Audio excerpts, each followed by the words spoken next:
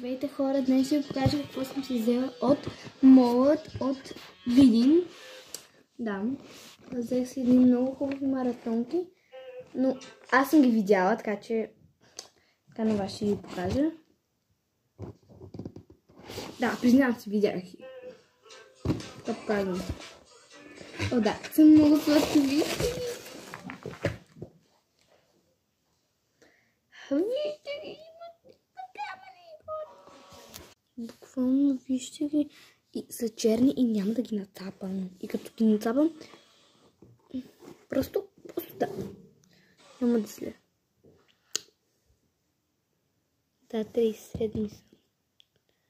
Да, това е 37 номер. Малко ми е така. Ето, както виждате, ето моя една от маратонката. Става перфектно. Да, ето, сега ще ви ги покажа и другата. Тук съм го махнала, не знам защо. Чак сега го махвам. Ето ги хора. Да, те са от Тенденс. Нещо такова, не знам, ето вижте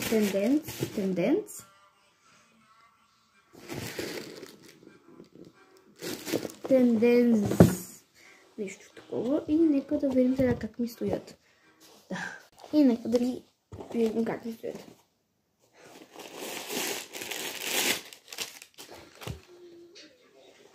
А да видим, между другото да ги видих как стоят. Тоест не ги видях.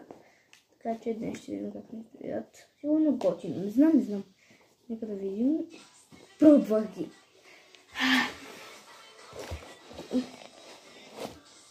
Много са удобни хора. В принцип съм свикнала с моите, защото вече нали съм свикнала с тях. Сега ще свикна и с тези. Аз почвам да си някаква обувка направо, вече свиквам с тях. Това въобще не знам как се прави, така че ще видя как се прави. Не знам, да пробваме. Да. Ето хора как изглеждат. Така, чакайте да се обърчак направо с тях.